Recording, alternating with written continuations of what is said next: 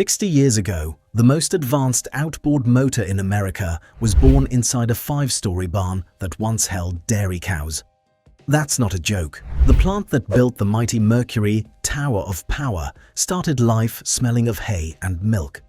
But the process of how those engines were put together, one weld and one casting at a time, is stranger and more human than the polished machines we buy now. Come back in time with me and watch a legend get assembled from the metal up. Our story starts on the southern shore of Lake Winnebago, in a Wisconsin town called Fond du Lac, French for bottom of the lake, which tells you how the locals felt about the place.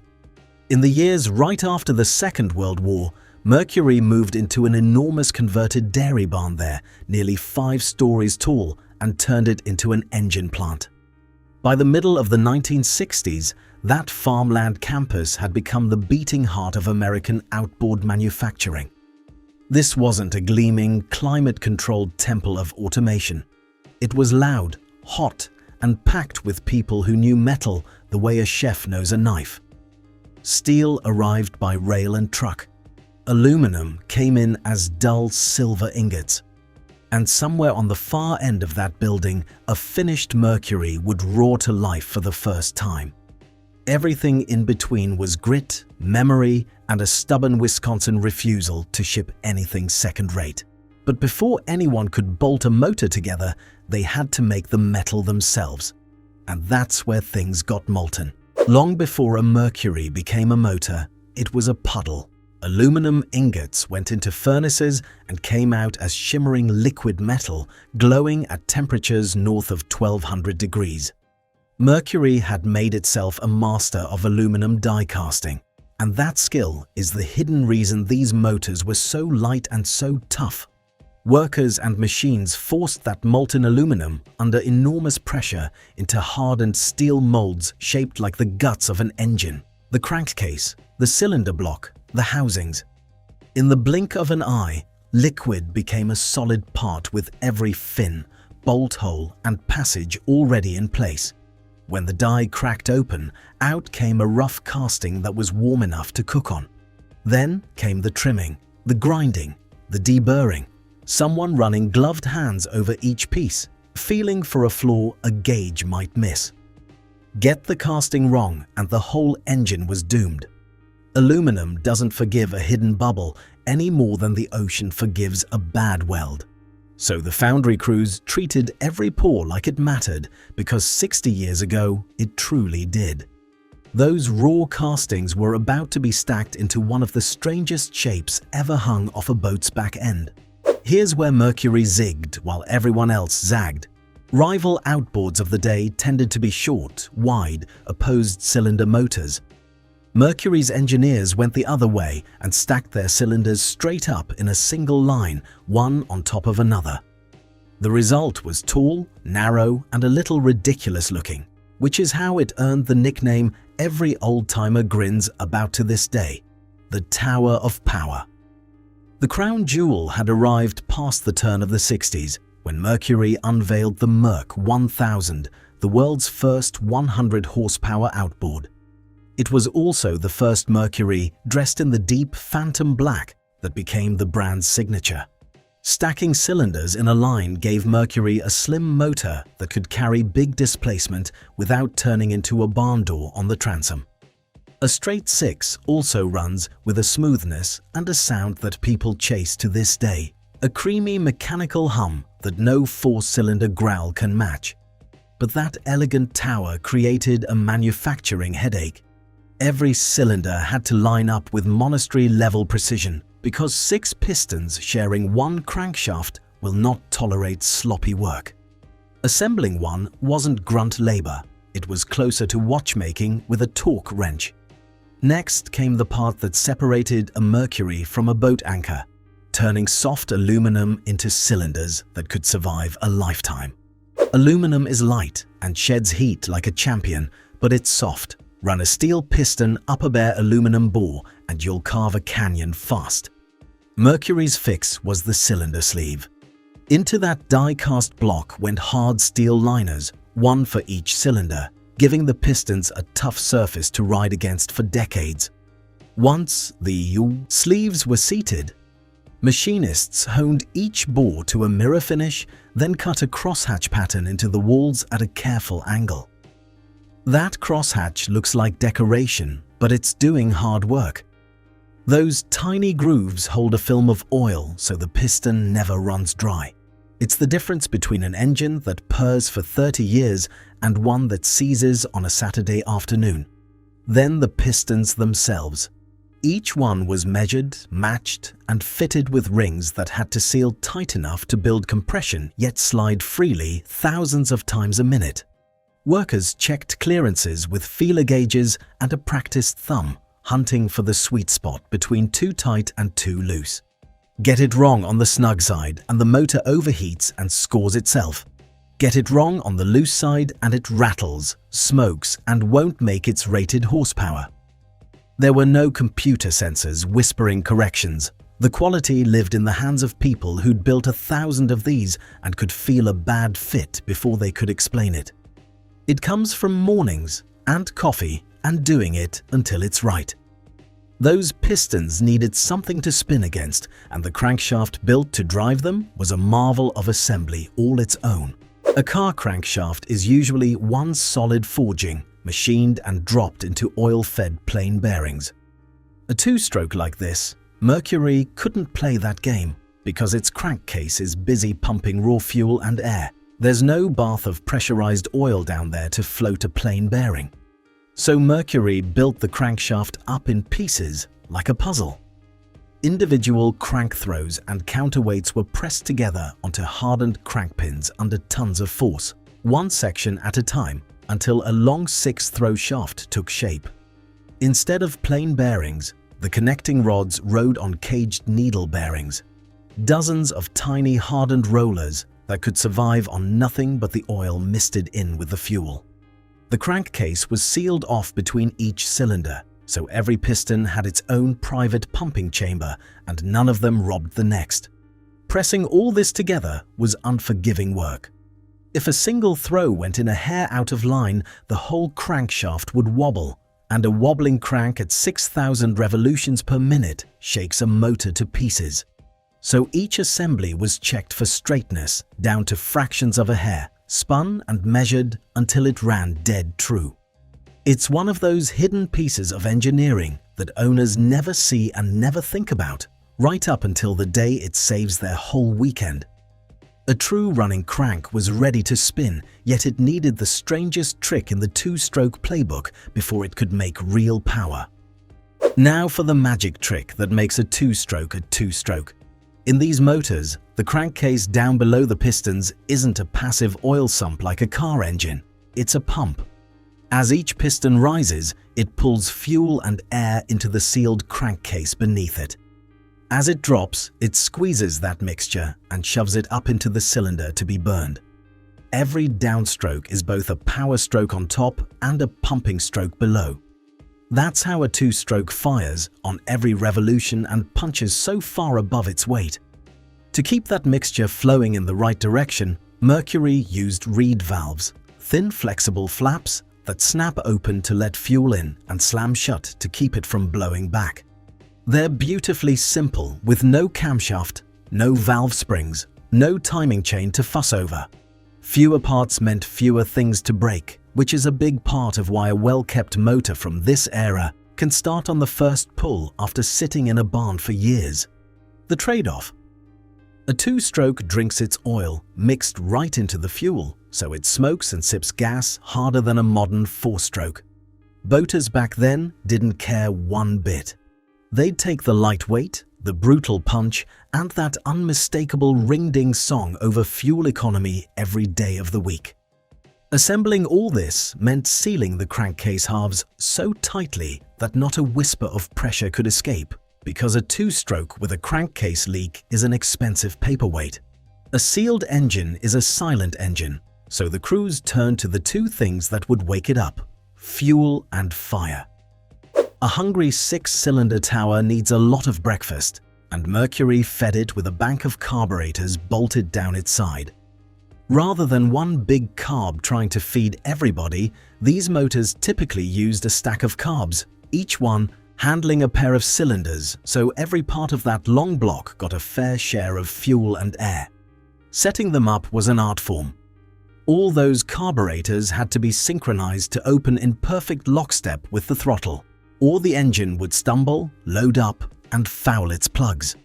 A worker would link them together, adjust the tiny needle valves, and tune by ear until the whole bank breathed as one. Remember, the fuel wasn't plain gasoline either. It came pre-mixed with oil because that oil is what lubricated the entire spinning, sliding mess inside. Too little and you cook the motor, too much and it smokes like a tire fire and fouls out. The people building and testing these engines learned to read a spark plug like a fortune teller reads tea leaves. The color of the porcelain told them whether the mixture was lean, rich, or right on the money. It sounds fussy, and it was. But when a bank of mercury carbs was dialed in properly, the throttle response was instant and addictive, the kind of crisp pickup that made a teenager in a runabout feel like the fastest thing on the lake. Fuel was ready to flow, but without a spark at the right instant, all that engineering was nothing more than an aluminum sculpture. Fire came from a spinning flywheel packed with magnets. As it whirled, it swept past coils and generated the electricity the motor needed to make its own spark. No battery required to keep it alive. Midway through the 60s, Mercury rolled out its Thunderbolt ignition, a system that used a capacitor to store up energy and then dump it into the coil all at once. The payoff was a fatter, hotter, more dependable spark that fired cleaner and asked less of the old breaker points that gave every boater of the era grey hair. Under that flywheel sat a maze of wiring, and here's the part that amazes me. Much of it was routed and connected by hand by people who had the layout memorized. No color-coded diagram taped to a screen, only experience, muscle memory, and a rhythm built over thousands of motors. One crossed wire and the engine wouldn't fire, or worse, would fire at the wrong moment and try to spin backward. That flywheel, by the way, did double duty as the pull start surface, which is why yanking a rope on a cold morning felt like starting a lawnmower designed by Vikings. With a heart that could beat on its own, the tower was ready to meet the muscle that would actually move the boat. Everything we've built so far lives up top in the powerhead. To turn all that fury into forward motion, Mercury bolted on the lower unit, the long leg that reaches down into the water. A drive shaft ran the power down to a compact gear case, where a set of hardened gears turned the spin 90 degrees and handed it off to the propeller. Tucked in there sat a humble rubber impeller, the water pump that pulls in lake water to cool the entire engine, a $5 part that can kill a motor in minutes if it fails. Mercury had already made a signature move standard by this era, routing the exhaust straight out through the center of the propeller hub, sending the spent gases out the back of the prop-cut drag and gave Mercury Outboards a distinctive muffled burble under load. The gear case also carried the forward neutral reverse shifting that let a captain ease into a dock instead of doing a full throttle pirouette. Assembling this leg meant packing gears and seals so watertight that the lake couldn't sneak a single drop into the oil, because water in the gear case is a slow, grinding death sentence for those gears. The mechanical work was done, but a Mercury wasn't a Mercury until it wore the color that made rivals nervous. By this point, you've got a running engine, but you don't have a Mercury yet, not until it's wearing the paint. The powerheads were treated, primed and sprayed in that deep, phantom black, coat after coat, in conditions that would make a modern safety inspector faint. The color wasn't chosen by accident. Black made a big, tall motor look leaner and meaner on the back of a boat, and it made every chrome accent pop like jewelry. And chrome there was, bright trim and badges polished to a mirror shine, the kind of finish that caught the sun and turned heads at the boat ramp. The cowl, that sleek wraparound cover, got the same loving treatment. It had to look showroom perfect while also sealing out spray and knocking down noise. A worker would run a bare hand across the finished shell, feeling for the tiniest ripple or run in the paint, because a Mercury that looked cheap would never sell, no matter how well it ran. This was the moment a machine became a product. The point where cold engineering picked up a little swagger and a big dose of curb appeal. Painted, polished, and proud, the two halves of the motor were ready to be joined in the moment the crews called the marriage. On the assembly line, the moment when the finished powerhead came down to meet the midsection and lower unit had a name that stuck: the marriage. It's a good word for it. The engine that made the power and the leg that delivered it were mated together, bolted up and sealed as one, the way they'd live out the rest of their lives on the back of somebody's boat. Fuel lines were connected, linkages were hooked up, the shift mechanism was set, and every fastener was torqued to spec by someone who'd feel personally insulted if a bolt backed out on a customer. Then the cowl came down over the top like a crown and the badge went on. What rolled to the end of that line wasn't a stack of parts anymore. It was a single, glossy, black machine with a name and a serial number. A motor that a family in Minnesota or a fisherman in Florida would trust to carry them home across open water. Somebody's hands had touched nearly every inch of it. That's a kind of accountability you can't stamp out with a robot. Only one question remained before this Mercury earned the right to ship. Would it actually run the way Wisconsin promised? Here's the promise that built Mercury's name. They didn't build a motor and hope for the best. Engines were fired up and run before they were allowed anywhere near a customer's boat. On test stands and in water tanks, a fresh Mercury got its first taste of fuel and spark, and the crew listened for a clean idle, a crisp pickup off the bottom, a steady song at speed with no rattle, knock, or misfire hiding in the mix. Temperatures were checked, leaks were hunted, and anything that sounded off got pulled back and sorted before it ever earned a shipping crate. Mercury built its whole reputation on obsessive testing. This was the same company that ran motors around the clock for days on end to prove they wouldn't quit.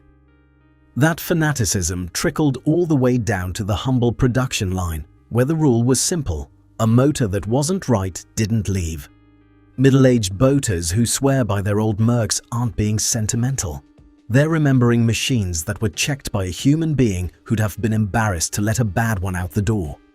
That's why so many of them are on a lake somewhere right now, 60 years on and running. So if all that human care built better motors, why did we ever trade it away? And what did we lose when we did? Walk into Mercury's plant today and you'll see a different world. Robots ladle molten aluminum and inject it into dies faster than you can blink. Machines torque and measure and mark parts with a precision no human wrist can match. And truth be told, the motors that come out are more reliable, cleaner, and more powerful than anything a boater 60 years ago could have dreamed. That's progress, and it's real. Nobody wants to go back to fouling plugs and mixing oil in the driveway, but something did slip away in the trade. A modern outboard is a marvel, yet it was assembled largely by machines that will never know or care whose family is riding behind it. The old Mercs carried the fingerprints, sometimes literally, of the people who built them. A welder, a painter, a tester in a hot Wisconsin building took private pride in a motor a stranger would trust with their kids on the water. We gained speed and precision and power.